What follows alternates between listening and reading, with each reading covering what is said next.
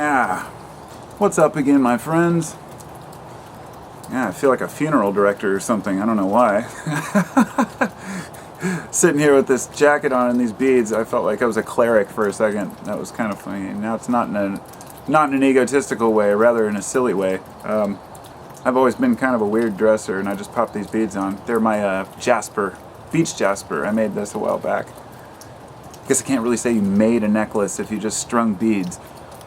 But anyhow, that's pretty irrelevant to the topic at hand, but got to start it off with something light, right? Yeah, there's not enough of that out there. Actually, about what's going on in the world, I don't even watch news broadcasts about it. Once in a while I'll see a headline and maybe watch some short little clip, but I was just thinking this morning there's only one news that I actually watch, and it's called Some More News by this guy named Cody. I can't remember his last name, but he's this dude with his hair's always messed up, and he's an unkept. He's got his tie hanging around his neck. His backdrop's all messed up, and he just obviously not for everyone. But my point is that taking news humorously to me, or what's going on in the world, I think is crucial, and this requires perspective.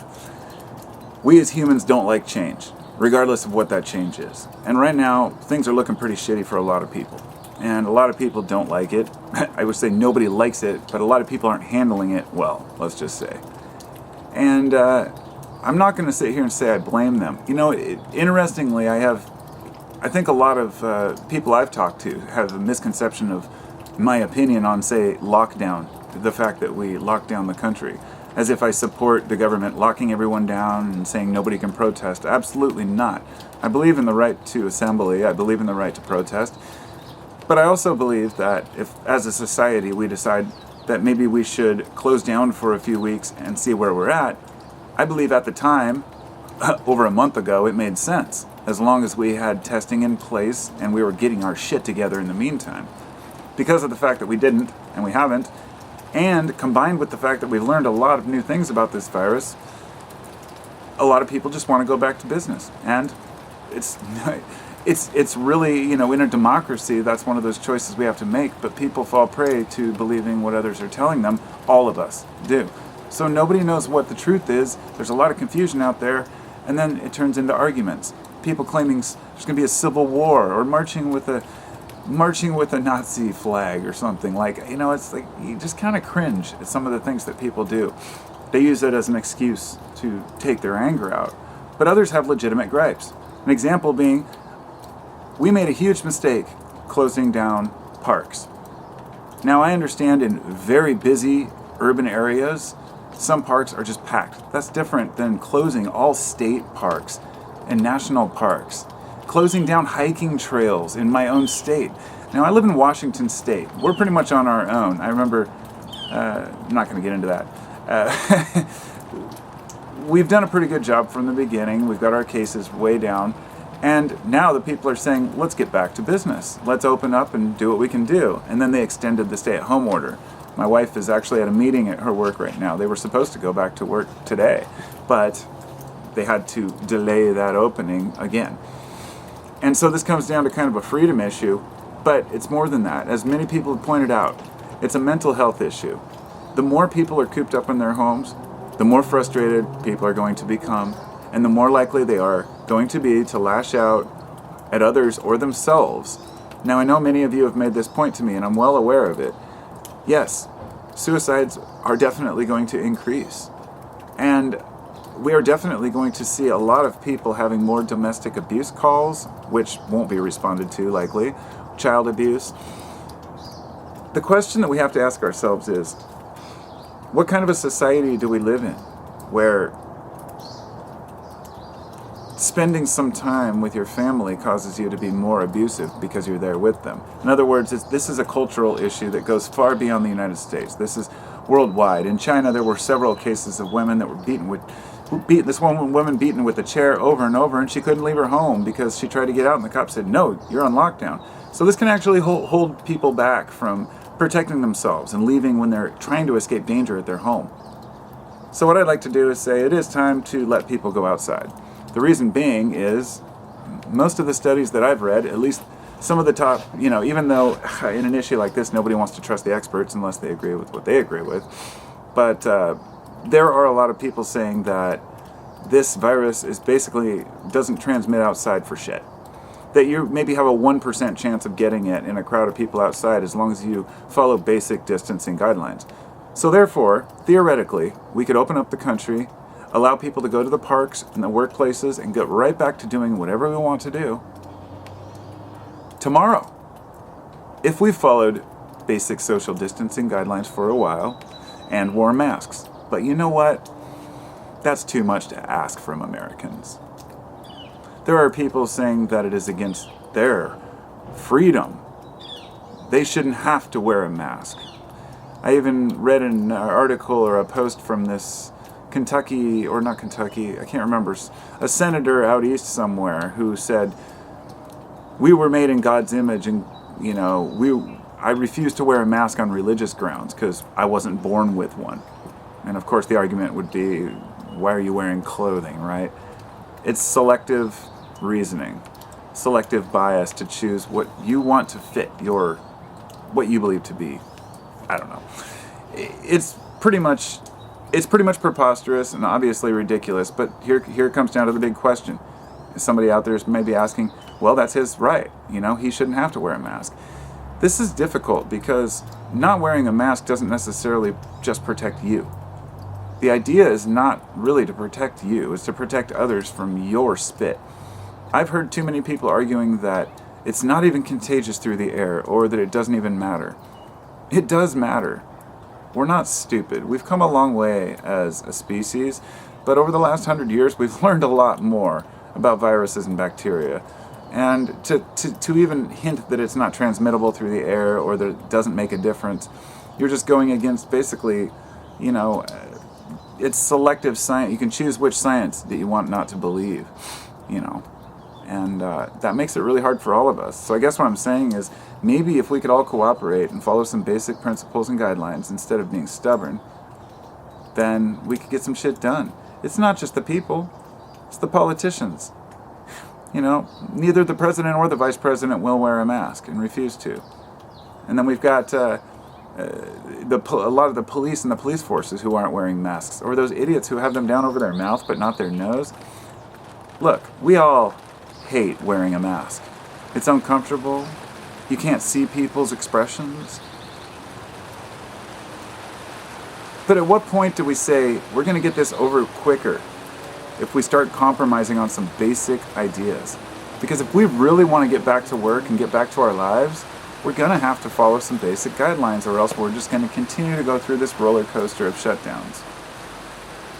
Now, as for the ones out there who say this whole thing is blown out of proportion, I think at this point we can say that it's a real virus, that it's really causing problems. But as to whether it's blown out of proportion, I would say that that's only if we don't handle it properly. Because overwhelming our hospitals puts other people at risk, our doctors and nurses at risk as well. And here's the thing, you may be able to open your restaurant, but if people are afraid to go out and eat, then you're not going to have a lot of clients. And that means that we're working together here, people. It's not a time for partisan bickering. It's really not a time to even bring politics into this. You have every right to speak about the politicians who are failing, but it's not left or right. All parties are failing us. It's always been about them and not us. And so, as Americans, we have to look out for ourselves. And I guess that's the point I would like to make. Look out for ourselves and each other.